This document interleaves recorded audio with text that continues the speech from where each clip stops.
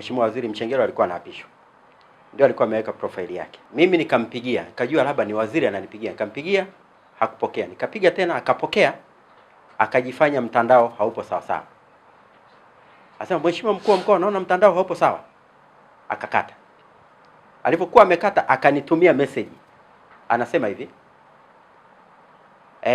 Mheshimiwa Mkuu wa Mkoa, mimi waziri wa afya Mheshimiwa Mchengerwa, naona hatusikilizani. Ile harusi ya binti yangu ni kesho kutwa. Kwa hiyo nilimwambia Rasi, naona kama Rasi anazubaa. Akatumia maneno hayo, naona kama Rasi anazubaa. Hebu waambie wakurugenzi haraka haraka wakabidhi hiyo hela nitumie kwenye namba hii. Wasisitize bwana, angalau naona tena akatumia neno wasisitize, naona kama michango haijakaa vizuri, lakini nakuamini sana nitapata mchango wa kutosha. Kwa niwaambie wakurugenzi wamchangie Mheshimiwa Waziri Mchengerwa tapeli huyo. Bosi wangu yule, si ndio? Tena na mazungumzo niliyokuwa nafanya pale ikabidi nitoke nikae sehemu tulivu. Ile message akasema kweli Mheshimiwa Waziri, nikampigia tena. Nilipompigia hakupokea. Kwa sababu ninayo namba ya Mheshimiwa Waziri, nikamforwardia ile message. Nikamwambia Mheshimiwa, naomba maelekezo vizuri, sijakuelewa. Alivyoyasoma akanipigia on the spot.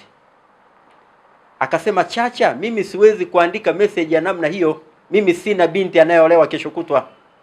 Kwanza binti wa kuolewa mimi sina. Na kuelekeza tafuta huyo mtu mpaka umkamate.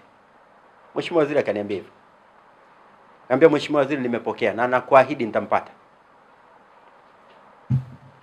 Ikapita miezi, yeye hajui tunamfuatilia.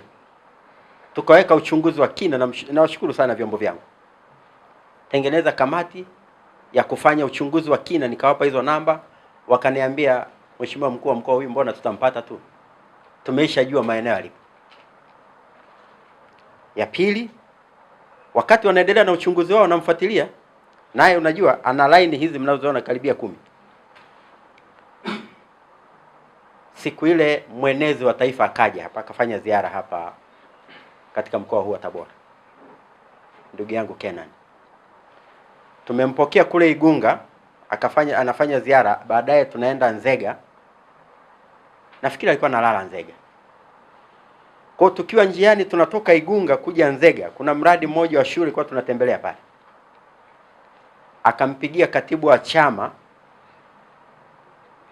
chama pale wa CCM Nzega, dada yetu Adia. Akamwambia sisi ni maafisa usalama, gari yetu moja imekwama ambayo ipo kwenye msafara wa mwenezi wa taifa. Kwa hiyo fanya kila liwezekanalo ipatikane shilingi 400 nafikiri sijui na 80 kitu kama hicho. Ili tuweze gari sijajua hatujui na nini, lakini fanya haraka. Wakamharasi sana.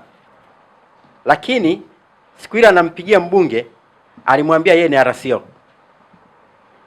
Ofisi ya RPC. Na anacho kitambulisho hichi. Anachotapelia watu kwamba yeye ni RCO. Ofisi ya kamanda wa polisi wa mkoa.